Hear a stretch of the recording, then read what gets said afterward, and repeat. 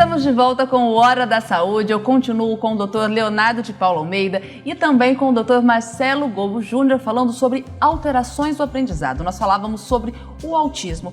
O que observar na criança autista, Dr. Marcelo? Então, quando a gente vai falar de autismo, a gente está avaliando marcos de linguagem, essencialmente.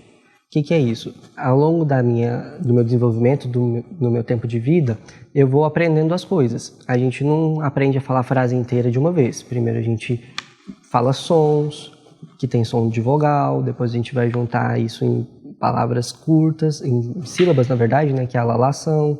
Depois eu vou aprender isso a formar palavras pequenas, depois palavras que têm um sentido de frase. E isso, na criança que está dentro do espectro autista, não acontece na mesma velocidade ou às vezes não acontece, dependendo do ponto do espectro que eu estou. E é isso que eu preciso observar. Aos 3 anos, a linguagem, o processo de linguagem costuma estar completo. E aí é ali que a gente começa a fazer a divisão clínica para poder diagnosticar dentro do transtorno do espectro autista. Então, a criança que não falou até os 3 anos de idade, ela precisa ser avaliada.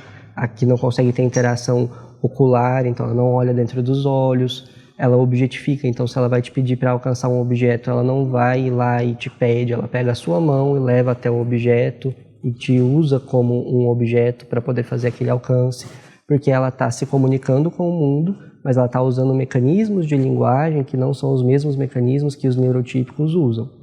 Autismo não é doença, não é como uma gripe. A gente fala que é uma alteração do desenvolvimento, é um jeito diferente de ser e isso é muito importante. Dentro de saúde mental, a gente deveria usar o mesmo processo que a gente usa para entender o autismo, né? São jeitos de processar coisas de um modo diferente. Alterações de desenvolvimento, mas ele pode ser enquadrado também como alteração de aprendizagem.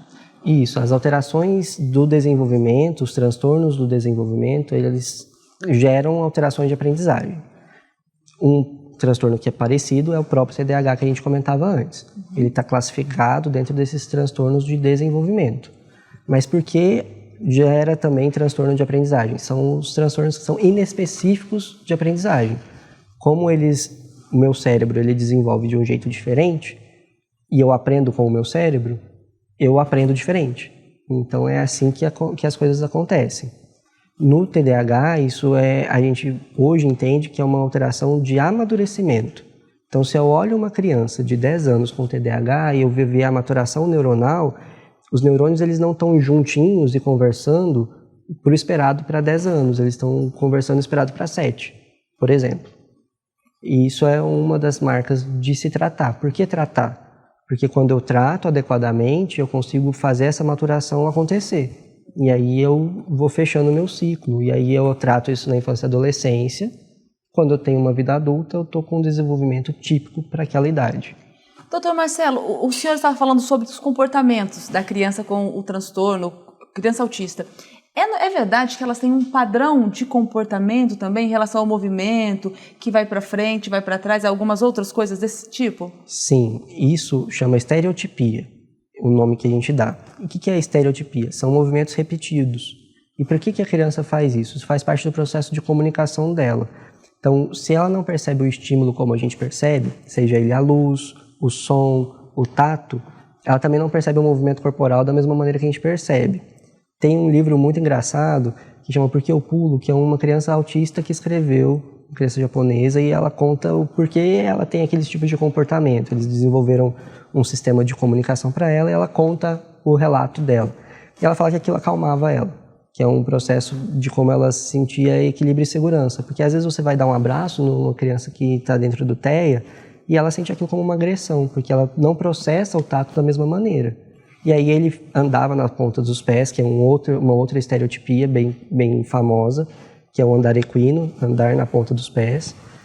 A criança que está dentro do espectro autista faz muito isso, também pelo mesmo motivo. Ou se balançar, né, que é uma outra estereotipia, ou se agitar assim é como ele se sentia seguro com o mundo. Uma outra estereotipia, que tem a ver com a fala, é repetir palavras várias vezes porque eles acham um som legal. E aí eu começo a falar a mesma palavra várias vezes, repetidamente, aquilo acalma e traz segurança. E talvez o último ponto seja o interesse restrito e específico para alguma coisa. Então, o autista ele presta muita atenção em detalhes. Então, eu posso ter um interesse restrito, por exemplo, carros. E aí, tudo é sobre carros. E aí, quando eu estou brincando com o carro, eu estou lá com meus 5 anos e estou brincando, eu não brinco com o carrinho inteiro. Eu estou prestando atenção só na roda, só no jeito que ela mexe. E eu fico muito tempo absorvido naquilo. Isso é uma outra característica da criança que está dentro do transtorno do espectro autista. Criança com autismo dentro do espectro autista. Isso. Quando procurar ajuda médica? Quando procurar unidade básica? Tem esse momento? A partir do momento que nasce. Porque, igual o Marcelo falou, a puericultura. A puericultura, o que é puericultura? No nosso linguajar é muito fácil, né? Puericultura é as consultas que a criança tem que começar a fazer a partir da primeira semana que já nasceu, 1 mês, 2 meses, 3 meses, geralmente estende até 2 anos, depois as consultas ficam mais afastadas, mas continuam acontecendo. É nesse momento que a gente observa o desenvolvimento neuropsicomotor da criança. E ali sim a gente já começa a identificar algumas alterações. O pai, a mãe, o responsável que não leva a criança nessas consultas, na verdade está deixando de dar oportunidade a gente realizar um diagnóstico precoce e atuar imediatamente. O mais importante de tudo isso é que a gente tem que pensar que as crianças que têm esses distúrbios, essas deficiências, elas não vão ter uma vida comprometida, que isso é o maior medo da família. Meu Deus, eu vou ter que estar sempre do lado do meu filho a vida inteira, o que vai ser dele, ele vai casar, ele vai ter filhos. Tem a vida normal dentro daquele cuidado especial dele, mas ele vai ter a vida, casa, tem filhos, trabalhos, às vezes profissões dificílimas, ele está lá dentro desse processo. Então, é importante entender que não é uma doença que exclui da sociedade e de suas atividades. E aí, até um tempo atrás, pensava, tem que ter uma escola especial para eles, tem que ter um local especial. Não, hoje eles estão inseridos dentro das escolas, com todos os demais alunos. Tem sim profissionais lá dentro que têm uma capacidade maior de entender esse processo e atuar. Então, hoje nós estamos preparando as escolas, as unidades básicas de saúde, para saber acompanhar essa criança. Essa inclusão deve, como o senhor disse, bem pensada e bem acompanhada. E bem articulada. Se ela está tendo um acompanhamento na escola e de repente chega lá na atenção primária, no pediatra, no médico de família, o médico fala tudo diferente, acabou ali, cortou totalmente o vínculo, totalmente a confiança. A mãe já não sabe se acredita na escola ou se nos profissionais de saúde. Então, tem que estar conversando. É interessante também a criança autista, depois de diagnosticada, os pais com uma certa interação com a escola, e também numa fonoaudióloga, no psicólogo, fazer esse tratamento ao longo da vida? Toda a equipe, o Marcelo comentou, não é um médico só, toda a equipe fono, psicólogo, neuropsicólogo, neurologista. A parte de cada um vai sendo identificada durante o processo de acompanhamento.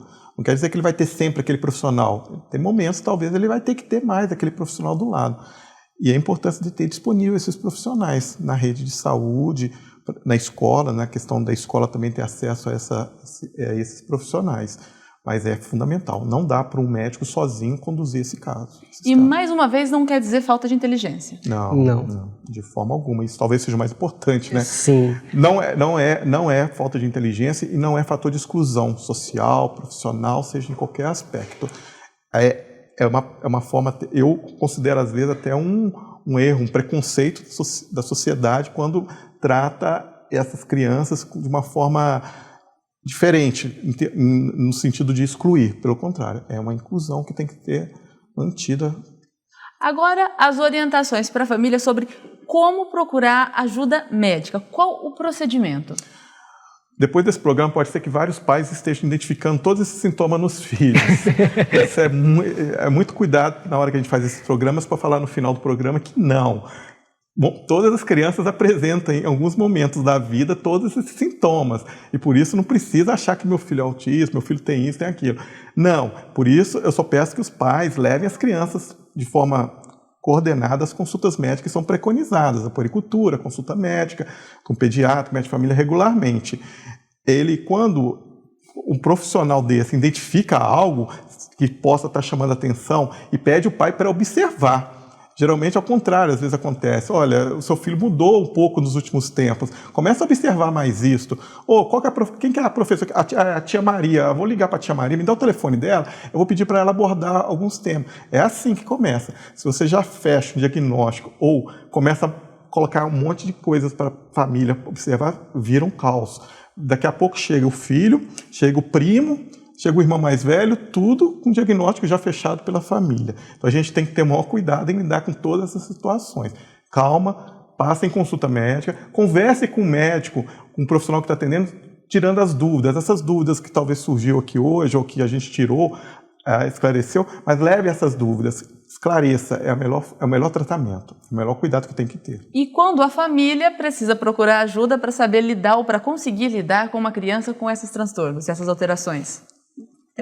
Essa ajuda ela precisa ser desde o primeiro minuto de sopro de vida da criança. E por isso a puericultura e a consulta de desenvolvimento. Mas eu percebi que alguma coisa não vai bem, né? Então, voltando na nossa abertura, a gente está falando de alterações do aprendizado. A gente mede isso de modo muito sensível pelo desempenho na escola. Se eu percebi que aquilo na escola não vai bem, eu tenho que procurar uma causa, tentar entender, né? Essa causa pode estar em diversos pontos. Ela pode estar na minha família, no meu ambiente, ela pode estar no corpo da criança, do ponto de vista da visão, da audição, e ela pode estar no processamento, então lá dentro do cérebro, na mente. E aí pode ser uma coisa que é específica para letras, números, por exemplo, e pode ser inespecífico para concentração, por conta do meu desenvolvimento de linguagem, meu processamento sensorial. E aí que a gente entra. O pai, ele percebeu que alguma coisa está diferente, e eu tenho mais de um filho, então o meu primeiro filho não foi assim, está diferente, é hora de procurar ajuda e tirar as dúvidas. Pode ser que esse diferente não seja adoecimento. E aí a informação é o melhor antídoto. E pode ser que esse diferente mereça cuidado. E aí a gente está lá para poder fazer esse cuidado. Muito obrigada, doutor Marcelo. Muito obrigada, doutor Leonardo. E esse foi o Hora da Saúde de hoje. Nós falamos sobre alterações do aprendizado.